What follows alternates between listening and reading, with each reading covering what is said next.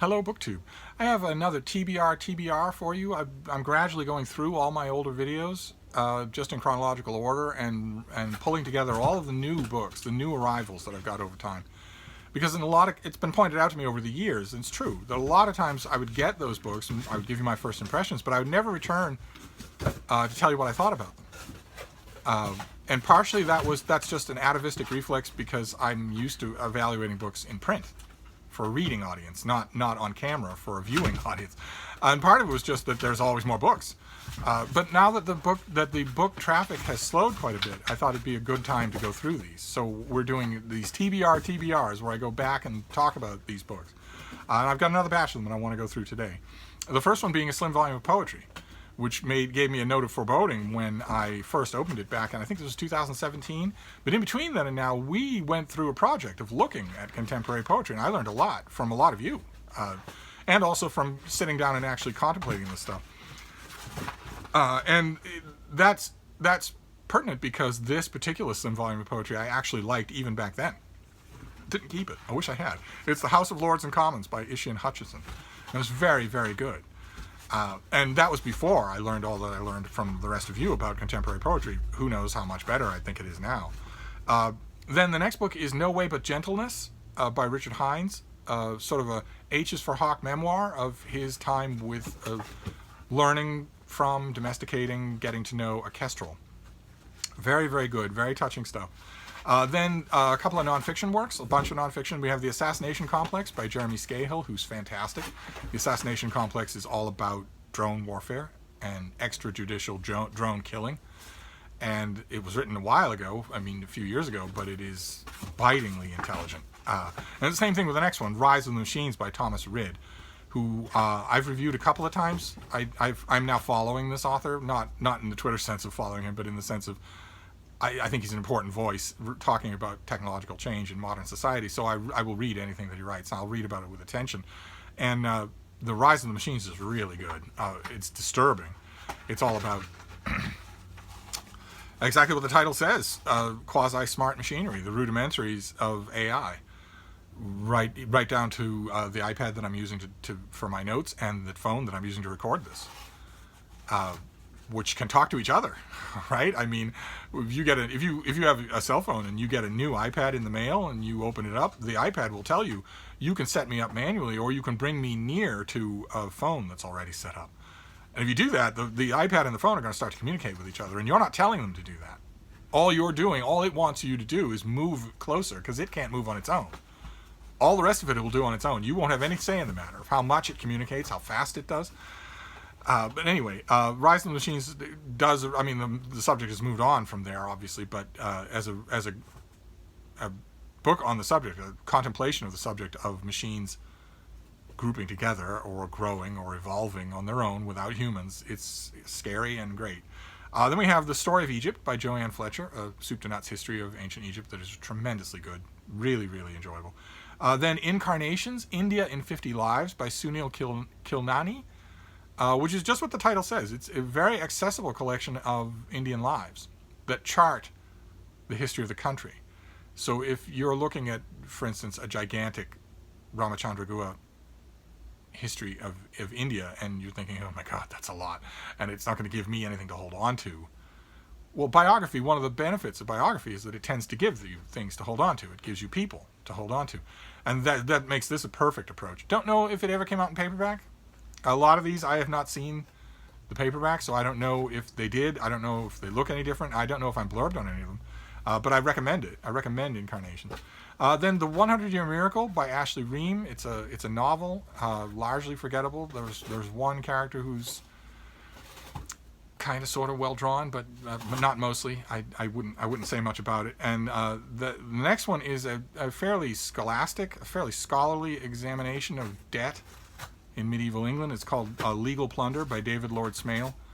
And it's very good, but it's a work of scholarship. It's not really accessible history. So it's about a subject that is directly of interest to anybody living in the 21st century. The 21st century is going to be the century of debt. And what to do with it, and whether or not it makes you a lesser citizen and whatnot.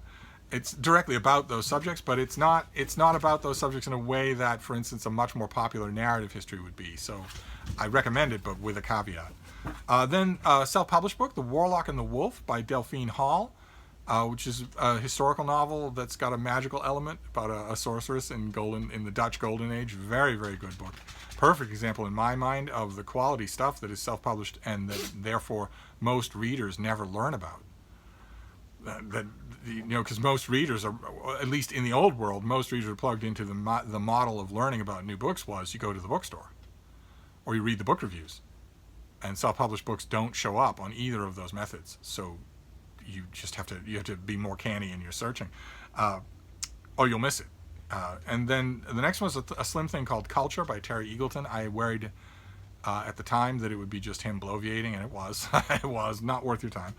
Then Guilty Thing, A Life of Thomas de Quincey by Francis Wilson, a very good biography of de Quincey, who's a fascinating figure in his own right. But some biographers don't do him justice. Some of them do a fairly weak job. Maybe because they're living under the shadow of his own book about himself, which is, if an author does a great job on that, that's going to give later biographers the willies. But one way or another, this biography of him is really, really good. Wish I still had it. Oh, that was the bell. Maybe we got some mail. Let's see here. Then the next one is Some Possible Solutions, a collection of short stories by Helen Phillips. I know I'm saying this about the made-up stories, but I won't always. But it was largely forgettable. The stories were mostly one gimmick ponies. Then we have Shakespeare in Swahililand by Edward Wilson Lee. Fascinating book. Those of you who like reading about Shakespeare need this book in your collection. If you have a wall of Shakespeare books, don't miss having this one. This is all about Shakespeare's reception in East Africa. Shakespeare's reception over the decades and the centuries and intertwined with and reflecting on the colonial experience. I had all sorts of worries going into it, and they were groundless. It's magnificent. Then let's see, where are we here? Oh, Rampage Nation by Louis Klarevas, which is a book-length study of mass shootings in America, and the reasons for them, and what can be done to prevent them, and what their nature is, and whether or not they can be predicted. It's a subject that hasn't been in the headlines in America because people have been locked indoors. Pretty searing indictment of this country that you need a pandemic to stop Americans from shooting each other. But one way or another, the book is really good. Did not strike me as definitive. I read it and thought, okay, that was factual and very energetic, but I was left with a lot of questions. The writing style is a little bit patchy. So I'm not sure that, I don't know that there is a book on the subject, but I'm not sure this would be the one. If somebody asked, I would probably recommend just read Columbine instead. It's not about all mass shootings, but it's maybe it's unfair to compare this book to a recognized classic. But then we have another self-published book. This I got for Kirkus Reviews. I've made, since I made this video, I've made a policy of not even showing you Kirkus Review books. I do a lot of reviews for Kirkus Reviews, and I've stopped showing you the books because it didn't seem fair to talk about the book when my review is going to be anonymous.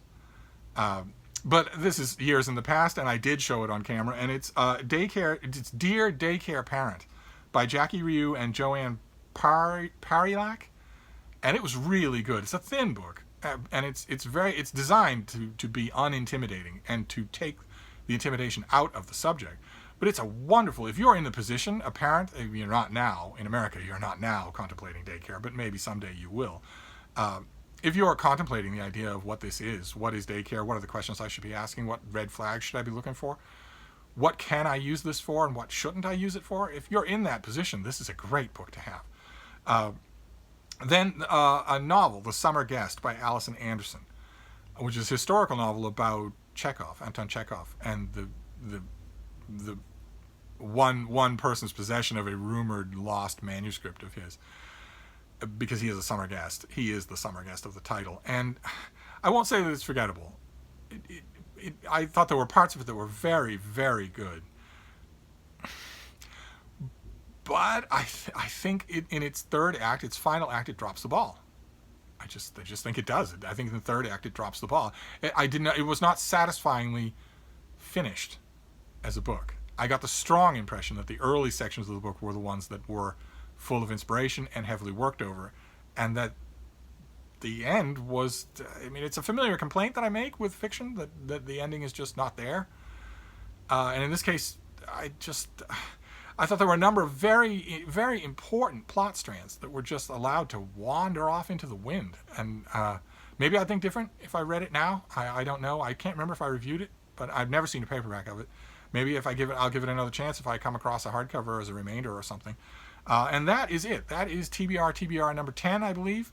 And that all that's left is to pick the bean of the batch, the book that when I look at the list, I think which one stands out the most. And for me, it's The Rise of the Machines by Thomas Reid. An important book. No matter if a little detail here and there has been superseded by later facts, it's still a very important history and meditation on these semi-intelligent automatons that we have in our lives, that we all have in our lives. I learned a lot from it, and I think about it still. So that's going to get my recommend from this patch. And that is another TBR TBR. I'll do another one of these this weekend or early in next week. So I'll see you then. Thank you, BookTube.